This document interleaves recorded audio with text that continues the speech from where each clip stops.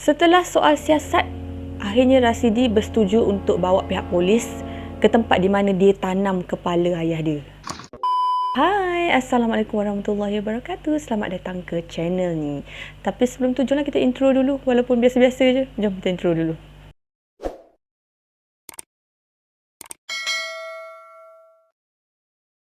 Okey, hari ni aku nak ceritakan pada korang satu lagi kes kriminal, iaitu pembunuhan, tapi tidak berlaku di luar negara. Kali ini aku nak bahaskan tentang pembunuhan yang berlaku di dalam negara kita. Kes pembunuhan ini sangat popular pada tahun 2010 yang berlaku di Gemencih Negeri Sembilan terhadap 4 beranak. So, apa sebenarnya yang terjadi kepada 4 beranak ini sehinggakan mereka dibunuh dengan sangat-sangat kejam? Jom kita bincangkan.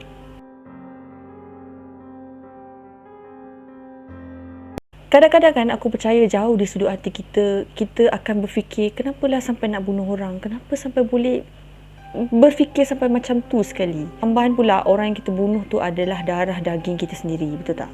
Okey, bagi yang nak tahu sangat-sangat, bagi yang confused, jom kita ikuti kronologi kes ni.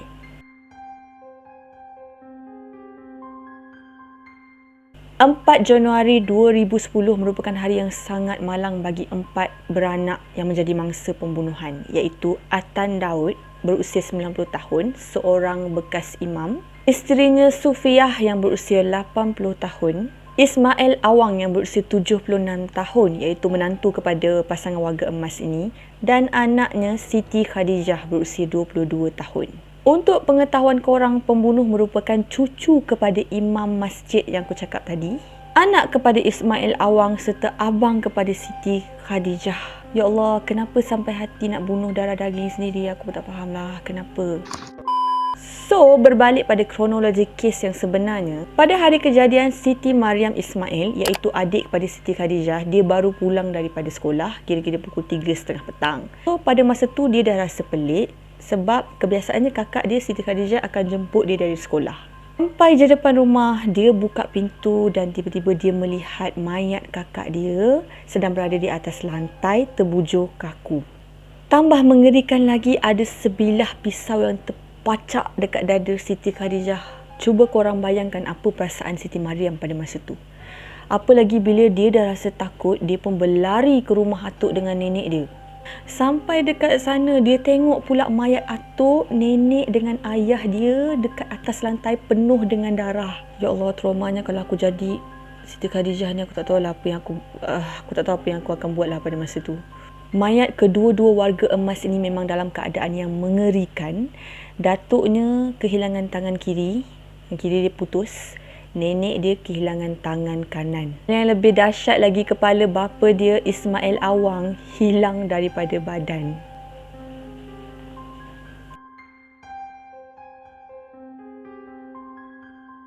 Polis bagi tahu pada masa tu kes tersebut memang tak ada kaitan dengan kes rompak ataupun samun sebab memang tak ada barang yang hilang. Menurut polis, kesemua mangsa ditemui dengan keserentakan menggunakan pisau yang sama terpacak di dada Siti Khadijah pada masa tu. Setelah siasatan demi siasatan, akhirnya kes ini hampir selesai dengan penangkapan cucu Atan Daud, iaitu Rasidi Ismail berusia 34 tahun.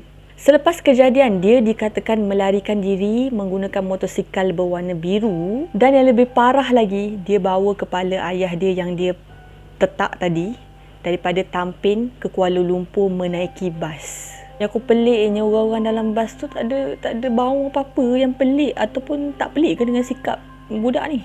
Suspek akhirnya berjaya ditangkap apabila dia cuba untuk menyerang seorang pegawai polis yang sedang membuat rondaan pada masa tu. Sebenarnya bila polis tu ternampak Rasidi, dia dah agak dah, dia ni lah lelaki yang sekarang ni tengah kecoh dekat balai polis, yang gambar dia terpampang tu, dia ni. Bila Rasidi tengok yang polis ni perhatikan dia cuba menyerang. Dan pada masa tu berlaku pergelutan antara dia dan juga polis tu. Tapi last akhirnya dia berjaya juga ditangkap lah. Setelah soal siasat, Rasidi bersetuju untuk bawa pihak polis ke tempat di mana dia tanam kepala ayah dia. Pihak polis menjumpai plastik yang mengandungi kepala dalam tu ditanam sedalam 2 kaki. Ush, memang gila lah kes ni. Gila. Selesai pembicaraan, akhirnya mahkamah memutuskan Rasidi tidak bersalah. kenapa pula tak bersalah? Dia dah bunuh orang. Rupanya Rasidi ni dia kurang siuman dan dia mempunyai sakit skizofrenia.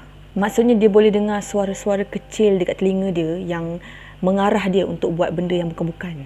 Tak hairan sebab apabila dia soal siasat, pada masa tu pun dia jawab soalan polis tu dengan cara yang sangat pelik. Dia cakap dengan pihak polis, saya buat semua ni, saya bunuh semua orang ni sebab perintah kuasa agung. Orang-orang yang saya bunuh tu adalah syaitan-syaitan yang menyamar. Memang kalau kita dengar apa yang dia cakap tu, kita dah tahu dah kan dia memang ada masalah mental lah. Tapi korang jangan terkejut tau bila aku cakap yang Rasidi ni taklah seteruk mana pun. Sebab dia ni graduan Universiti Teknologi Mara tau.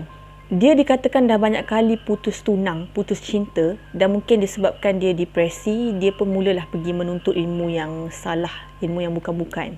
Tapi kan walau macam mana teruk pun perangai anak tu, walau macam mana sadis pun perbuatan dia, seorang ibu tetap akan memaafkan anaknya.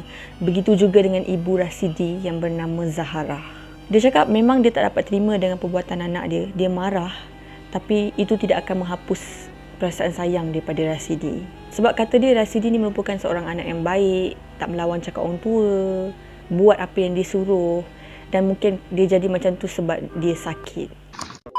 Bagi aku kan bahaya jugalah kes ni sebab dia melibatkan mental illness. Secara peribadi aku pun ada kenal seorang yang ada skizofrenia dan kawan aku tu dia memang dapatkan rawatan doktor setiap bulan dan dia memang akan makan ubat setiap hari untuk kontrol dia punya minda dia supaya tak buat benda bukan-bukan. Jadi pendapat aku mungkinlah Rasidi ni tak dapatkan rawatan doktor ataupun mungkin family dia rasa yang penyakit dia tak mendatangkan bahaya.